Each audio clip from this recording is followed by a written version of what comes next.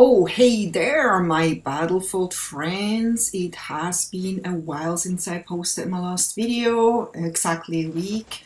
And oh, look there, there's an emblem on my gun. Isn't that neat? We were waiting for this for, I think, 3 months now, where we did not have anything like this. And we were wondering why we were creating emblems if we couldn't see them anywhere. So now they're showing up on vehicles and guns, but not only that, they show also up on your enemy's kill cam, which is pretty cool. I've seen already a lot of really cool emblems this way that I would not have known existed before, because even if they were on the guns, I probably would never see them. The only way they're all really big is on the vehicles, and you don't want to go too close to your enemy's vehicles either.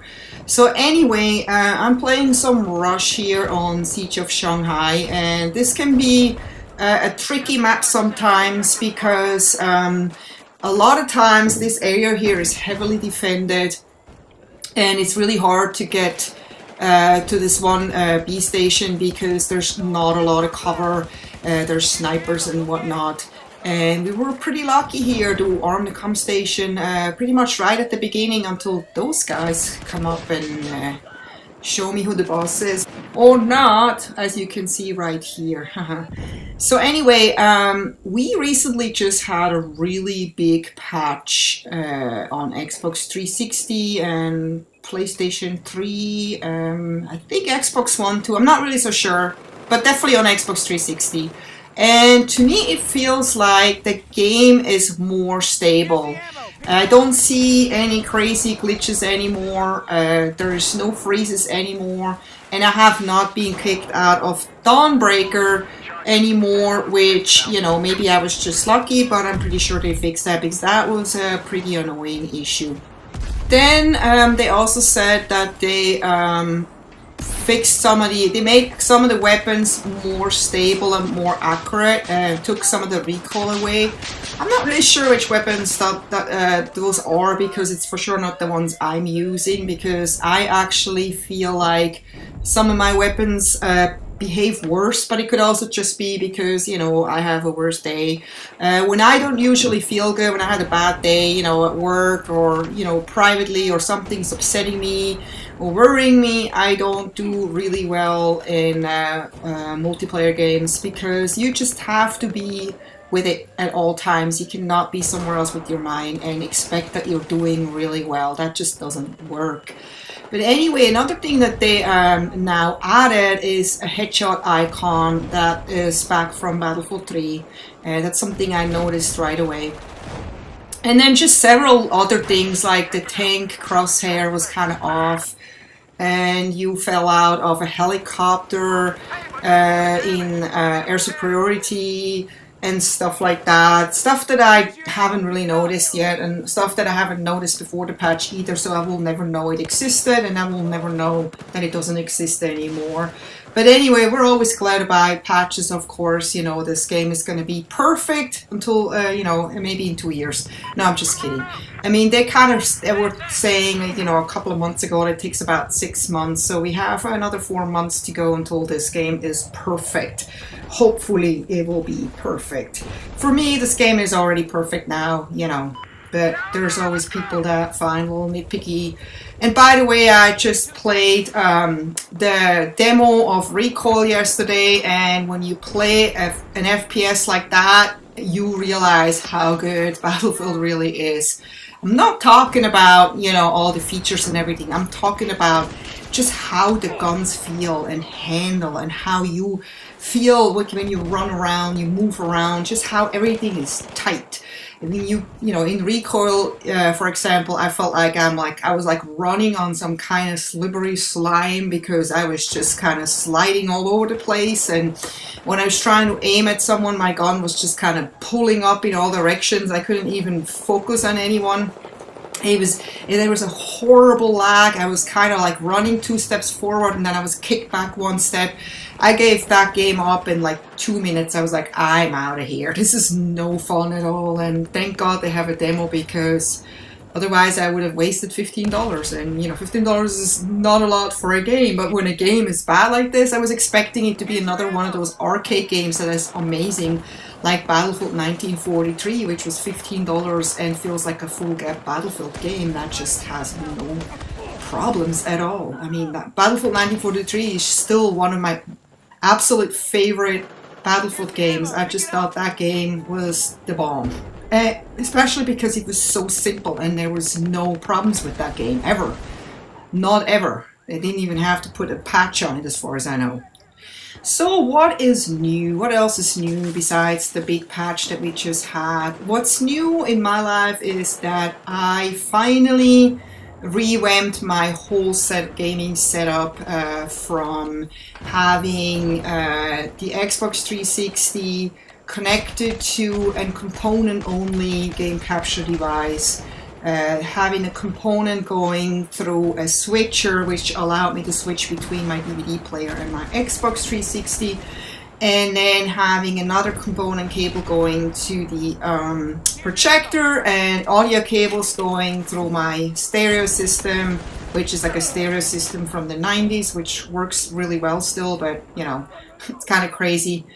It was a pretty old-fashioned setup, but it worked for me. But now that we are facing more and more with technical gadgets that have only HDMI, we're forced to upgrade our gadgets, our older gadgets, and that's kind of what happened to me. For me, it was not just like, oh, I'm just gonna buy an Xbox One, and you know, it's already expensive as it is, but you know, it's only $500. No, for me it's like, oh, I have to buy an Xbox One for $500, a receiver for $300, a new game capture device for $170, you know, speakers for whatnot, $200, and a new DVD player, most likely a Blu-ray player or something like that. So it adds up a lot, and I mentioned that in another video. I don't want to like bore you if you've watched the other video, but basically what I've done now, I'm almost there. I started like with the most important things, which is getting a receiver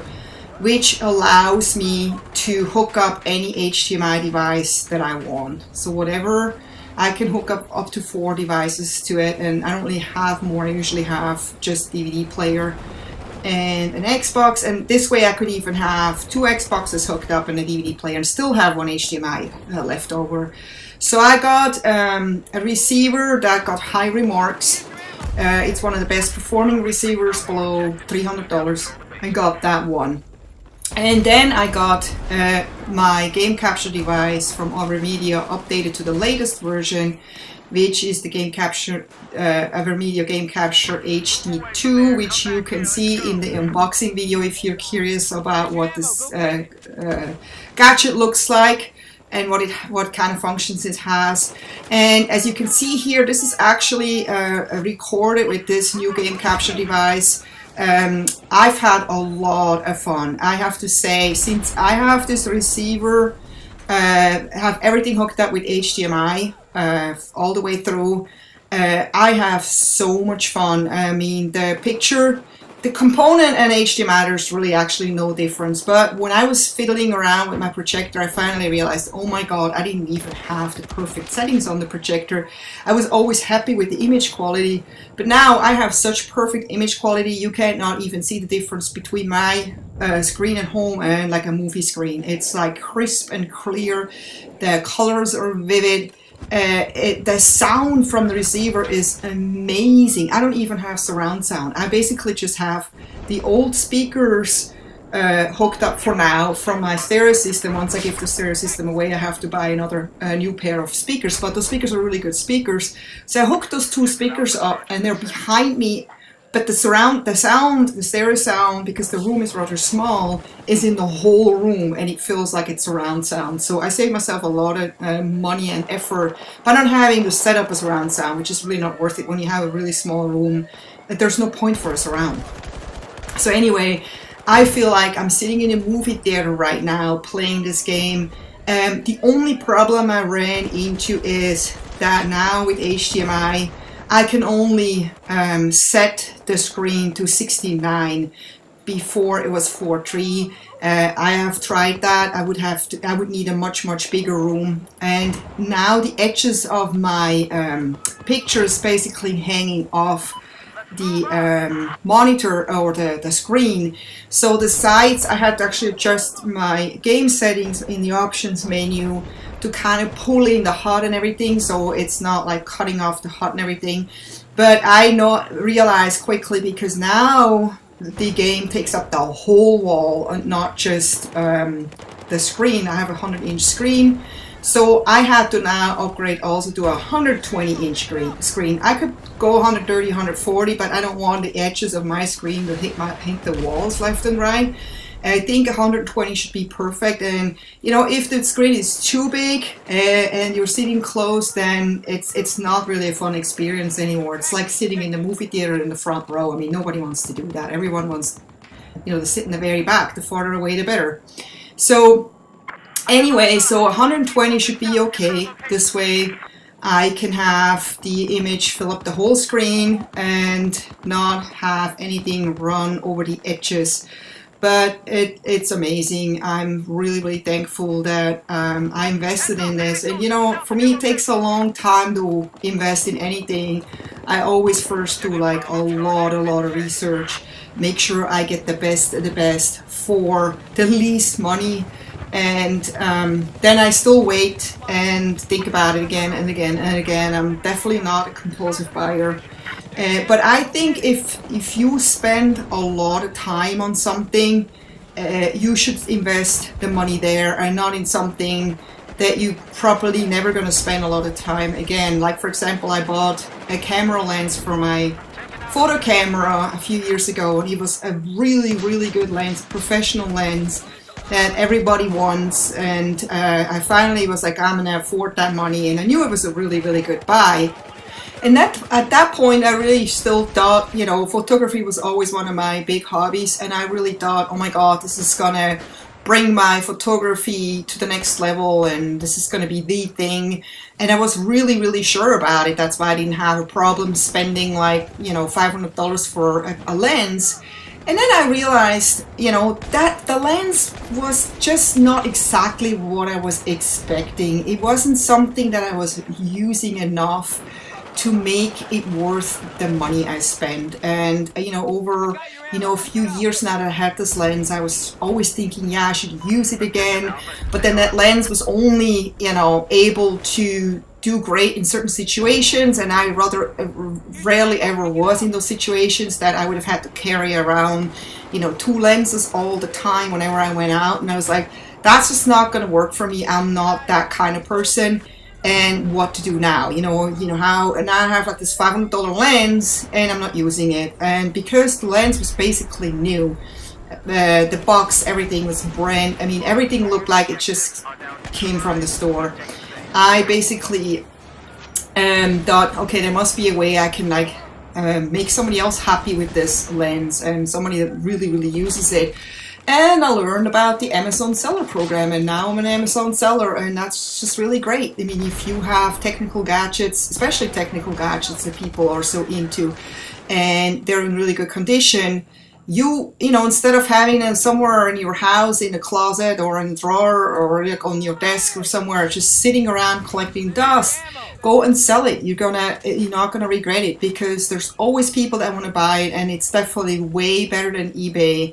Because, you know, unless you're someone who sells like a ton, if you just sell something once in a while, you can have it fulfilled by Amazon. They do everything for you. You don't have to deal with the buyer, which is something I would not want to do, because, you know, if you have to deal with the buyer, they know your address, they know your phone number, they know your name. You know, then when they don't like the item, they come and call you. You have the whole hassle of the return. You have to, you know, you have to deal with the customer basically, which is not something I would want to do. You know, there can be some really nasty people out there, and I would not have anything to do with them. What if they get angry and they come find you or something? Ugh, creepy. Anyway, so you can do fulfillment by Amazon, and they will deal with the customer. You're just completely taken out of the picture. The only thing that the customer knows is like your seller name, which could be anything that you just made up. And yeah, I highly suggest that, you know, if you do have things to sell and they're in good condition, go ahead and sell them. I mean, if they're not in good condition, then you can try selling them too. You probably won't sell them because there is so many other sellers that will sell the same thing in a much better condition than you have. So make sure it's in good condition. Make sure you also price your item realistically. I, for example, went like lower than I wanted to go, but I still didn't lose any money because that lens now has so much more value. So basically it was almost like an investment for me. I did not lose any money. I actually got the same money that I bought it for. And that camera lens now new goes for $200 more than I bought it like back then. So yeah, that's just a little tip, you know, if you ever want to get into selling your stuff. So about something else new that you may have heard or not heard about. If you've seen my recent videos, you heard me talk about the Titanfall Special Edition Xbox One controller that's coming out, and that's coming out for sure. That's not a rumor, because you could order it on Amazon. You can no longer order it on Amazon, and there's prices now going up to $999 because some smart people pre-ordered that controller and thought, you know, if you can't buy it anywhere anymore, it's going to be an excellent investment. People are going to want it so bad that they're gonna like buy those up for no price. The price doesn't matter. And yeah, that may happen with some gaming items sometimes. You know, if they become so valuable that they can make you a lot of cash. And I was a little late too, actually. I had it on my wish list. I did not think that they're gonna run out because it's a pre-order. I thought, you know, I mean, it says limited edition, so of course it's gonna be limited, but I didn't know it's gonna already run out before it even comes out. But I guess that's why it's called limited, and maybe they had not expected so many people to order it, you know, because every company at the end, it's all about making money. And if they probably wanted to be on the safe side. I thought if this controller doesn't do well, then they don't want to over manufacture something that they're going to be stuck with and nobody's going to buy. So it could very well be that they're gonna manufacture more, and maybe not. Maybe it is gonna be a limited edition. It's gonna be a collector's item, something that goes for a lot of money in a few years. Who knows? I'm hoping I'm getting mine. We'll see. So anyway, talking about Titanfall Special Edition, there is a rumor going around that Microsoft is going to release a Titanfall Special Edition Xbox console, and you know, you may have seen the pictures or not. If not, you can always find them on Facebook, FPS Girls, Facebook/FPS Girls. The console looks really awesome. I love that the console has a lot of white in it. A lot of people are hoping for a white Xbox One. I personally do not like the Xbox One at all. I don't like it that it's all black. I don't like that it's so boxy. It looks just like a really old-fashioned gadget, something from like 10 years or 15 years ago. I still don't understand why they made it look so boring and boxy and so clumsy and big and whatever. But I'm glad I waited. Hopefully I can, you know, if that's not just a rumor, I can get my hands on this Titanfall Special Edition console, and I'll be really glad that I waited. And hopefully that will also come without the Kinect, so it will hopefully not be too expensive. We'll see. Let's cross our fingers. So I hope you enjoyed this little rush action here, and I hope to see you next time. Take care. Bye bye.